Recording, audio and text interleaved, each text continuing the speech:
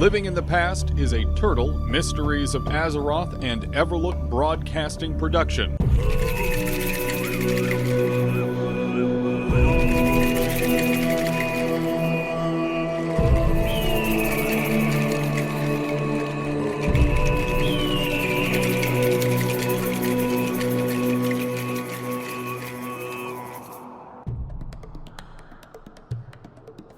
This is Living in the Past, your Everlook Broadcasting Company weekly show about all things Turtle, Mysteries of Azeroth. Today is Friday, December 8th, 2023, and I'm Dan, your host for the next hour.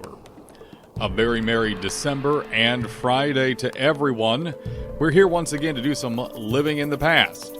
I'm so excited for the music today in particular, as our first break is not only a blast from the past, but one of my favorite video game songs of all time. Also, Zappo is busy getting decorations up across the office. I didn't even have to distract him while I got in here.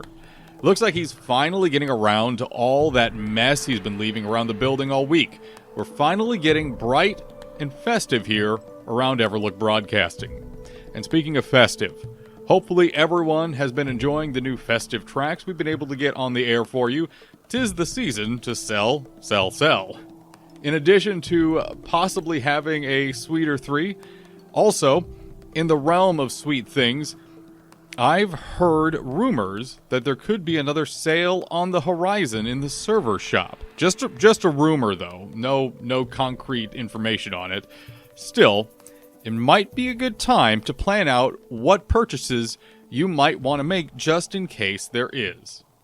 Now then, let's get into the show proper. And as usual with my first and third segments, today is going to be a mishmash of a lot of different things to open up. But I do have, not even like an interesting story, but more like an anecdote I want to tell. I have mentioned before how maybe the balance of professions on Endgame is very skewed towards engineering. However, I have, with white knuckles, held onto my hammersmithing as a goblin. As a blacksmith and a goblin, I am still a hammersmith. And maybe not for good reason, but more out of stubbornness than anything. I do, on the rare occasion, get to actually use it, which is the case of what happened. I believe it was either Sunday or Monday last weekend. I don't remember exactly which day. I was a little out of it this weekend, so my memory's a little fuzzy. However, I was idling. I was looking for a few things to do on the server. I think it was like Sunday morning or so. It was either Sunday or Monday. And I'm looking through World Chat as it's scrolling. I'm seeing people post for stuff, and I'm like, oh, well, what do I want to do? I have a little bit of time, but what do I want to do? So I'm looking for like 10 mans or 20 mans, just something that is chill. And I see someone looking for someone to craft the Hammersmith pattern from Karazhan. And I got that ages ago when it first came out. Like the first week, it was either like the first or second week that it came out. It dropped, and I sent it over to my goblin right away. And I'm like, I'm never going to use this, but I'm going to have it anyhow, just as a point of pride, because I want to have this. And lo and behold, I've actually made it like 3 or 4 times for people. So, like I said, I was idling in World Chat, just looking for stuff to do, and someone asks for the hammersmithing pattern someone to craft it in World Chat. And I'm like, sure, why not? I think there's like maybe 2 or 3 of us hammersmiths on the server at level 60. Because I'm going to be honest, I see people asking for hammersmith, or not necessarily like hammersmith, but weaponsmith specific recipes every so often, and people are asking for them for a while. So swordsmith, axesmith stuff. I see the same people asking for the same things for a while until they can finally get it made. So I think there are very few swordsmith, axesmith, and hammersmiths on the server, and I'm one of the few hammersmiths. So I messaged the person and I'm like, okay, I can meet you in Booty Bay. That person is Alliance. They're a paladin. Every person I've made that hammer for, by the way, the Karazhan hammer, has been Alliance and a paladin, which I think is hilarious. So I'm like, okay, I'll meet you in Booty Bay. Make sure you have all the materials. And they're like, yep, I checked Atlas loot. We're good to go. So I'm like, great.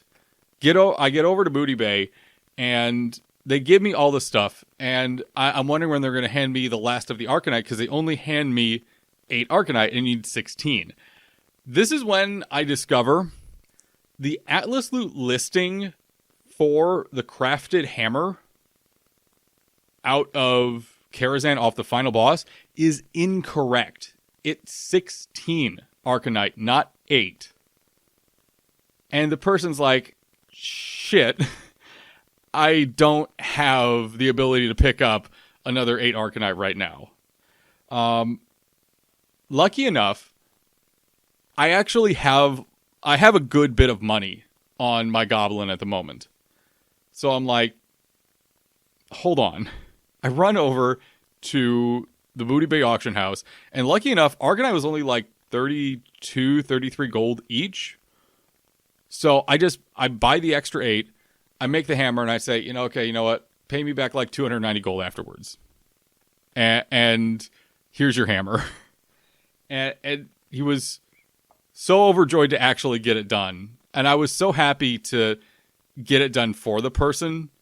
And it was really nice. He ended up paying me back really fast, too.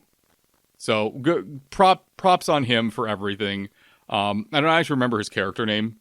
Unfortunately, I would actually say his character name if I remembered it, but I actually got to use my hammersmithing, which felt really, really, really, really good. I loved that. That was so nice. So hey, if you need a hammersmith, certainly I am always available. Well, I'm not always available, but if you ever see Danonation in game, I'm a hammersmith still. I can make your hammer stuff.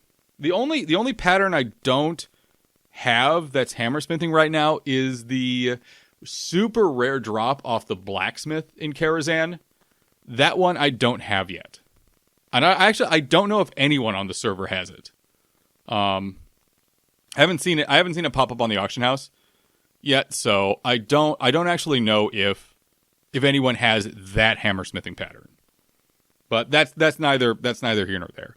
That was just a fun interaction I had. And again, anytime I get to use my hammersmithing, it's a good day. I like actually using it. So that was fun. Moving on though to a few other tidbits and things going on outside of the World of Warcraft. The Game Awards happened last night, and while there were some really fun parts about it, there were some really annoying parts of it, unfortunately. It definitely feels like the Game Awards are getting a little long in the tooth, and there are some other really awesome award shows starting to pop up. I'm not gonna like shout anything out, but certainly there were some fun moments from the Game Awards last night. The one in particular that I've watched through like 3 or 4 times, embarrassingly enough, is the Old Gods of Asgard. Not event, but the song that they played. So Poets of the Fall, as Old Gods of Asgard, got up, did God, what was the song? I'm forgetting the actual song name. Something of Darkness. Can't believe I'm forgetting this. But anywho, they got up, they played their song, and they had Matthew Peretta, who is the voice actor for Alan Wake. They had Ilavika, who is the physical actor for Alan Wake. They even did the whole song, and they obviously did the song, but they did the dance as well from Bringer of Darkness, with Sam Lake as well dancing on stage. They had the person who played Warland Dorr there too. It was the perfect presentation of everything that's wonderful about the Remedy universe. And while I'm still a little like off-put about Alan Wake. I think that's mostly because I don't like survival horror. It was so fun to see, though. And they also announced last night that there's a special New Game Plus coming to Alan Wake. So I'm like, okay, I'm going to reinstall it. Okay, fine. Yep. All right, sure. Yeah, okay. Got it. It has new story elements as well. So I'm like, fine. Yeah, let's do this. I'm okay with this. Otherwise, it was nice to see Alan Wake and Baldur's Gate 3 both get recognized. Last night, a lot of effort, a lot of blood, sweat, and tears went into both games. So the fact that they got recognized a lot was really nice to see. Moving on here. The new YouTube channel for Everlook Broadcasting is up and running in full. There was an announcement done earlier this week for it over in the Discord, so feel free to go over there, check it out. If you want to look it up for yourself, it's youtube.com/@Everlook Broadcasting. That's youtube.com/@Everlook Broadcasting. The first 5 episodes of Living in the Past are up there. The plan is to have all episodes of Living in the Past up there, along with any other shows we end up producing from anyone here on staff, as well as a lot of the lore books that we've been recording that are in circulation here on the station. Hopefully you've heard some of those. A lot of those are from our wonderful voice acting staff. And of course, Volka is doing the compilation on each of those. Very wonderful stuff. So we're excited to actually get that up there on the YouTube channel as well for you to listen to whenever you would like. Now, something new that is coming here to Everlook Broadcasting. We're going to try this out to see how you all like it. Live next Wednesday from 1 p.m. to 2 p.m. Eastern. I will be back on the air, and we're going to be doing some live trivia. For those that don't know, I adore trivia. I love trivia. So, this week, I have been putting together my list of trivia questions. We're doing 3 different categories, and I'm not saying what the categories are yet. I want to leave it a surprise, but it is Warcraft trivia. It's just going to be specific categories of Warcraft trivia. So look forward to that. That's going to be live. There's going to be a separate text channel that I'm going to ask you all to join to answer trivia questions. And if you get the correct answer, you get fun shout-outs. So make sure you have your thinking caps on. 1 to 2 p.m. Eastern next Wednesday. Next Wednesday for a specific date. That's going to be the 13th. That's going to be the 13th. So please keep that in mind. We're going to try this out to see how well it works. If it doesn't work, great, you know what, we tried. It was a fun effort. But if it does work, I would like to do this at least once a month. It does take a little bit to actually set up. I do want to make sure I write the trivia, look up the correct answers, make sure it's really exact and to the point. But if this goes well, I would love to do this at least once a month. I think it's going to be so much fun. And if it goes well, maybe I can see about getting some more official prizes too. Wouldn't that be nice? Wouldn't that be fun? Now, speaking of official prizes and events and whatnot, for those that don't know, Vrograg is doing a PvP event tomorrow. You can get more information on that in the events channel in the Turtle WoW Discord. There is a class war free-for-all PvP event at noon Eastern tomorrow. Registration opens at 11 a.m. Eastern. There's a 5 gold entry fee, and there's some rules you done gotta follow. So please, check that post out. It will be broadcast over on Vrograg's YouTube page. So make sure you have that available. Make sure you look that up. That is youtube.com/@VrogragFishSlayer. That's youtube.com/@VrogragFishSlayer. Now, I bring this up for two reasons. Not only because I think it's going to be fun as heck, and it's going to be a good time, and I certainly hope people show up to not only watch but participate, but also I'm going to be broadcasting that with him. So it's going to be myself and Vrogreg on the air, shouting out all the wonderful participants, contestants. It's going to be at the Gurubashi Arena as well, so make sure you come prepared.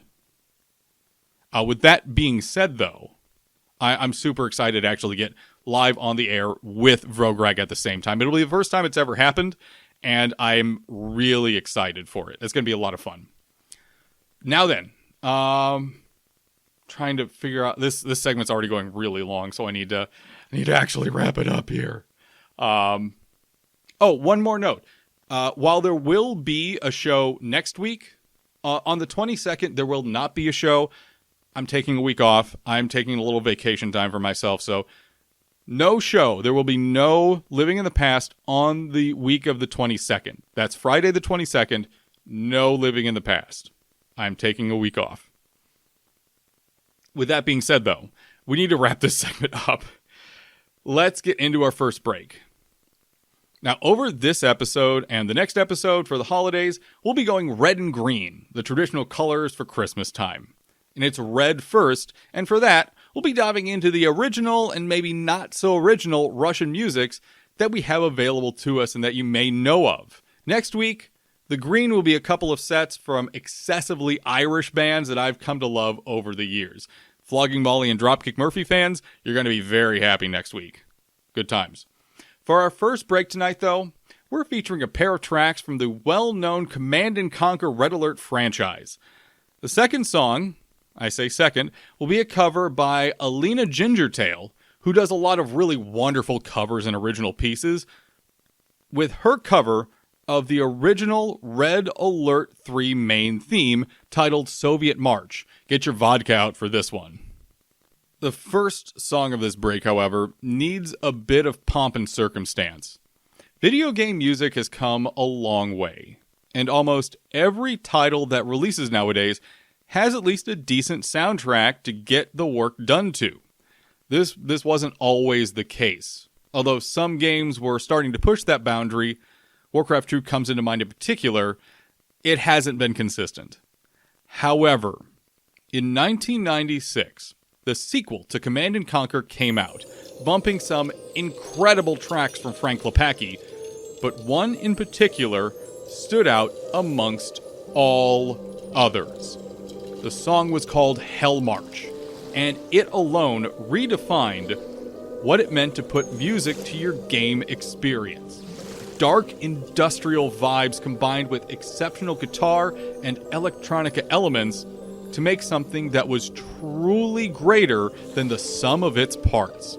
Without Frank Klepacki's Hell March, we would never have gotten Mick Gordon's BFG division, Martin O'Donnell's Halo theme, or Jeremy Soul's Dragonborn from the Skyrim soundtrack. Much of the glory of gaming music owes something in some way to Klepacki and his indelible work.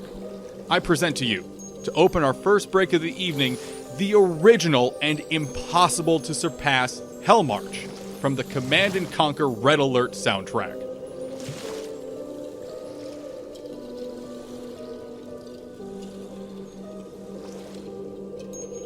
The musical tracks for this episode have been removed due to YouTube copyright. To listen to the full episodes with music, tune in to Everlook Broadcasting every Friday with the in-game radio widget.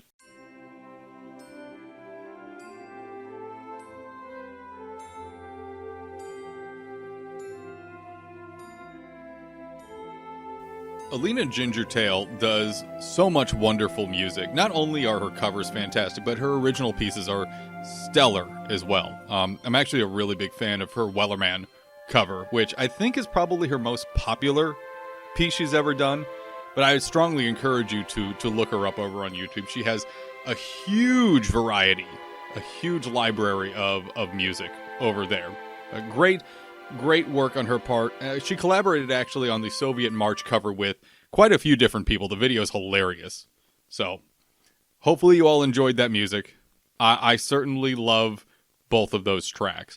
Now, for our main segment today, I actually wanted to take some time to talk about how critical, I do mean critical, Warcraft 2 was when it come to how we define our world at large, or at least half of it.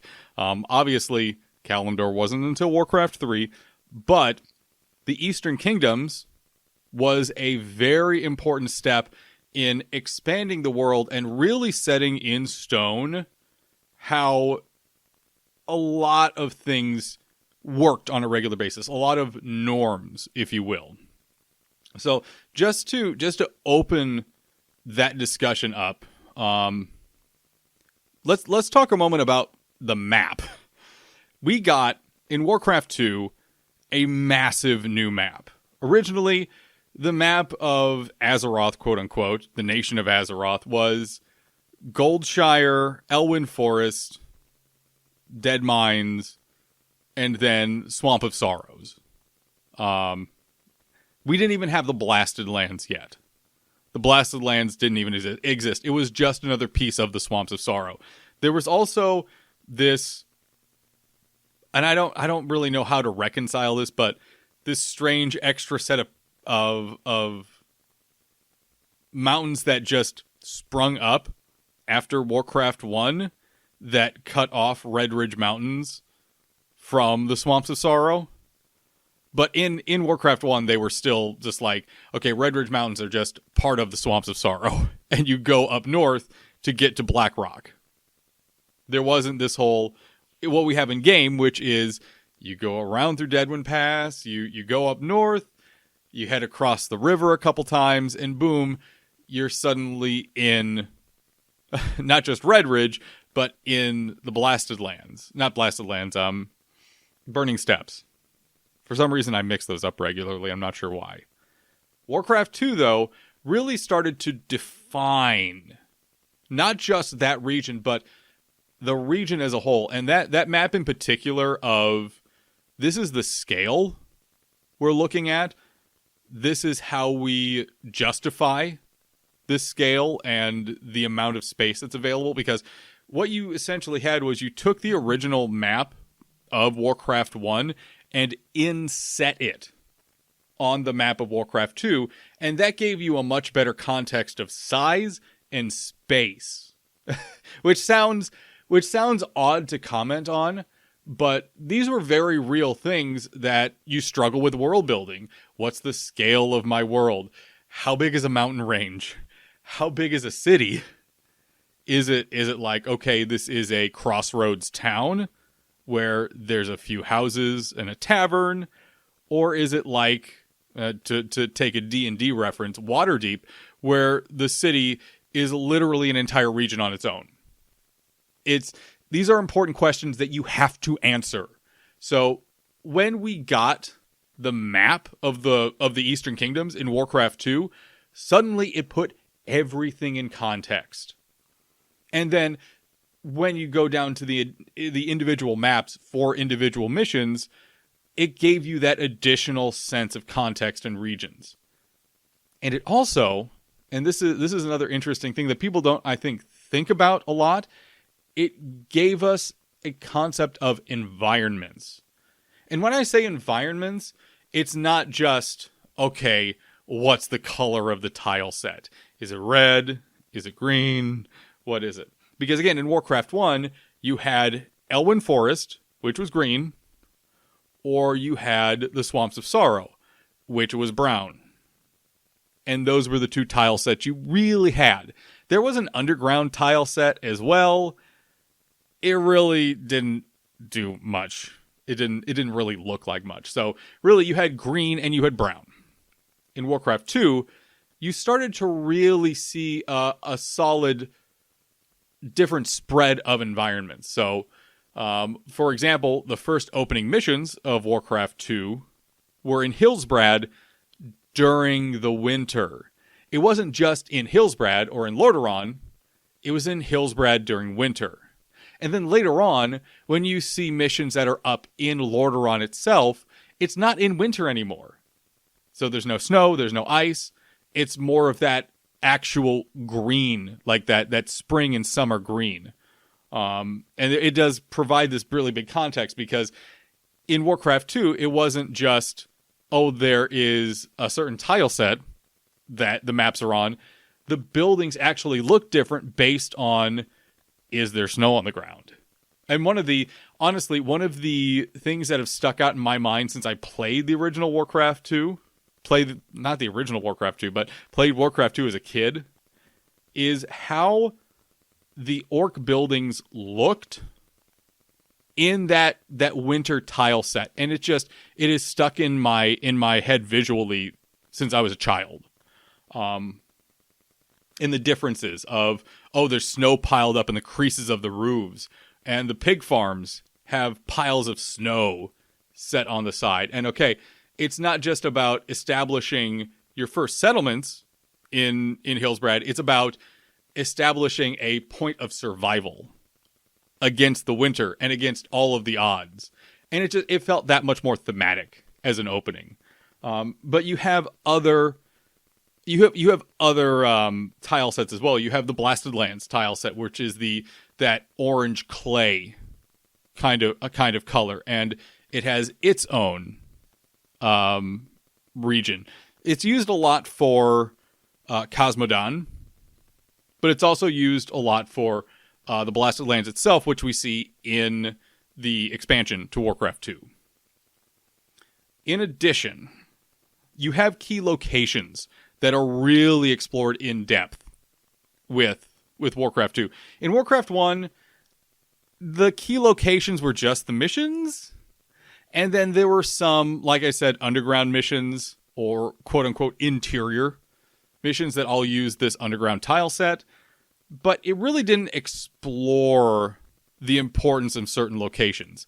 In Warcraft 2, you start to really explore those, and not just on okay, we have a mission that is over at Cardero, for example, or you have a mission that's at Blackrock Spire, but you have a lot more of that exploration of what is important to the individual factions, location-wise, across that map we mentioned earlier. Probably the biggest part is showing where a lot of these other capital cities are located and their relationship to each other. Whether distance is something that helps define whether or not they're friendly. The best example that I can give of this is, even though Kultaras is extremely friendly to the Alliance, they're also some of the furthest away. But they use that to their advantage because they're the ones shipping everything. They're the ones transporting everything across the water while this war is happening. Whereas Gilneas, even though they're right next door to where the invasion's going on, they're not an active participant of the Alliance. They don't even join the Alliance. They say, nope, we're putting the wall up, even though we're right here. We can fend for ourselves. Screw off. in no uncertain terms. So we see a lot more of how distance can and cannot define relationships in the world. Also seeing where Dalaran's located at, having explored the idea of these other cities, and where magic training happens for these human nations. Obviously, Stormwind was not devoid of magical training. Dalaran, being the central hub, is much more explored. We also see the concept of Lordaeron's capital city, which is just Lordaeron. We see a lot of these different locations explored in more depth, which the fact that we really didn't get that is not like a bad thing from Warcraft 1, because again, the map was so small. But if Blizzard hadn't done that, that would have been a major piece of world building that may never have happened. It was so important that we get that at some point. And it happened in a way that felt very real and very visceral. And the world building that went on with Warcraft 2 in general was just so good and so important. So it's something to think about. Go back and play Warcraft 2. I feel like I say this almost every other show, but go back and play Warcraft 2. Go back and play Warcraft 2. It's so good. And Warcraft 3 and World of Warcraft would have had so much less life and build to it if we hadn't gotten some of these things. So, important thing to consider. With that being said, though, we need to get on our next break here. First segment today went really long, so I need to catch up a little bit. Our second break of the evening features a pair of tracks from a much more traditional Russian angle. Early on in my childhood, I was introduced to the organization known as the Alexandrov Ensemble, a choir group well known for sharing a passion for both traditional and patriotic Russian musics throughout the world. In order, we'll be featuring a very traditional cultural song called Kalinka, as well as a patriotic march called Farewell of Slovenia. Nope, I mispronounced that. Farewell of Slavianka. There we go. Although, I will say, I'm not entirely sure if this version of Farewell of Slavianka is the 1941 or the 1967 version. And I'll apologize, I don't actually know enough Russian to tell which one this is. So, please enjoy both of these tracks from the group better known as the Russian Red Army Choir.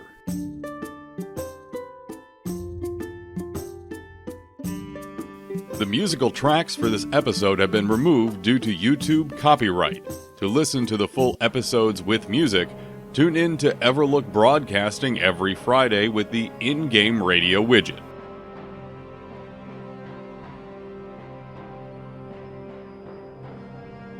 As a little bit of a fun fact as we bring it into our last segment of Living in the Past here, hello again, I'm Dan. While those two tracks that we just played were in fact from the Russian Red Army Choir, also known as the Alexandrov Ensemble, as they were originally called, people tend to think that the main theme to The Hunt for Red October was also done by the Russian Red Army Choir. In fact, it was not. While The Hunt for Red October does use the Soviet national anthem that is sung by the Russian Red Army Choir, the main theme for The Hunt for Red October is something called Russian Naval Hymn, which is just something that an American wrote and then had recorded in 1990. It wasn't actually ever done by the Russian Red Army Choir. So, little fun fact there for you. Final segment here of the broadcast. Cleaning up a little bit, we have a few things I just want to run over real quick. Again, I want to remind everyone that not only do we have the YouTube page up and running, you can go to youtube.com/@Everlook Broadcasting, and not only will all the episodes of Living in the Past be up there, but we're also going to be putting some other things up there, any other shows that end up hopping on the air, as well as a lot of the book and lore readings that are being done by the staff here at Everlook. Those are going to be posted up there as well, so please look forward to that when they are available. In addition, I've been slacking on my personal YouTube side of things. I know at the end of every show, I shout out my personal YouTube page, and I will continue to do that, but I've been on a bit of a break from it. I haven't posted a video for a couple weeks here. I'm still working on the Arcane Magics video, and I'd like to get that one done, but I'm not actually sure when I'm going to get it done. To be honest, I'm not exactly sure when that's going to happen. I need to. I really do need to, but I've needed a bit of a break. I was doing 2 videos a week for the longest time, and got to catch my breath here at some point. Got to catch the breath. Also, don't forget that I will be on with Vrograg Fishslayer on his YouTube page, live at Vrograg Fishslayer on YouTube. We're going to be doing the PvP event tomorrow. Again, if you want to participate in that PvP event here on Turtle, sign-ups and registration begins at 11 a.m. Eastern tomorrow. That's Saturday. And then the first matches start at noon. So please make sure you're up to date on that.